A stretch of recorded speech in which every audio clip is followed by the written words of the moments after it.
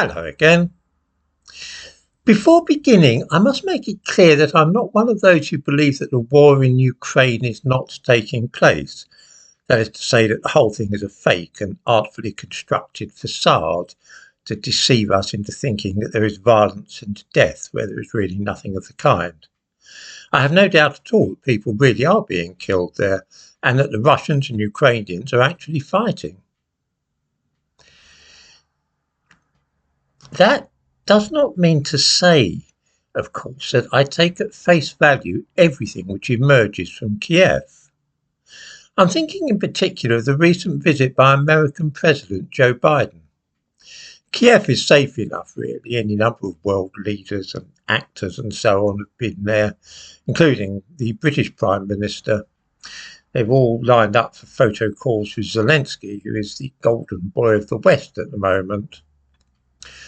When Joe Biden went there, the Russians were, of course, notified well in advance because it would be in nobody's interest for the President of the United States to be inadvertently killed by some stray missile. There had been no attacks on Kiev for 5 days anyway, but everybody wanted to be on the safe side. This made it really weird that air raid sirens should sound just as the President emerged from a building at Zelensky's side. We can be pretty sure that this was all done by arrangement because the Secret Service men who were walking nearby did not so much as bat an eyelid. They had obviously been warned in advance that sirens would sound. It has become clear since then that this was simply a bit of theatre, intended to remind anybody watching the news that missiles and bombs had in the past fallen on Kiev. Of course, Zelensky is something of an expert at this kind of thing. Until 4 years ago, he was an actor on television and also in films. This is what he does best. In 2015, he starred in a television series called A Servant of the People, in which he portrayed an ordinary kind of guy who somehow became the president of Ukraine. 4 years later, he reprised the role, only this time in real life, when he changed from being an actor and comedian and genuinely became the president. One can readily imagine that, being used as he is to staging dramatic scenes on film, that he would wish to bring this talent to the job of president. What could be more impressive than sounding air raid sirens as he walks along next to the President of America?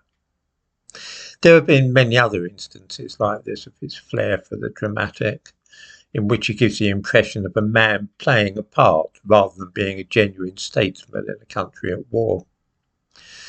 There is, of course, a precedent for actors becoming presidents and then hamming it up in the past. One recalls with pleasure some of Ronald Reagan's performances when he was in office. He was damn good in Bedtime for Bonzo and transitioned seamlessly into the role of the man who ended the Cold War. A masterful performance indeed. One suspects that Zelensky is similarly still playing a role, but it is one which he is trying to draw the rest of us in as extras to support him, which I, for one, do not feel inclined to do. The war is real enough, as are the missiles and tanks which we are supplying to prolong it, but I might have wished that we in the West had been a little more cautious about what we were doing before allowing ourselves to be buffaloed into what could very easily turn into a world war. I'm not sure that I want that to happen just because some foreign actor fancied himself in a particular role.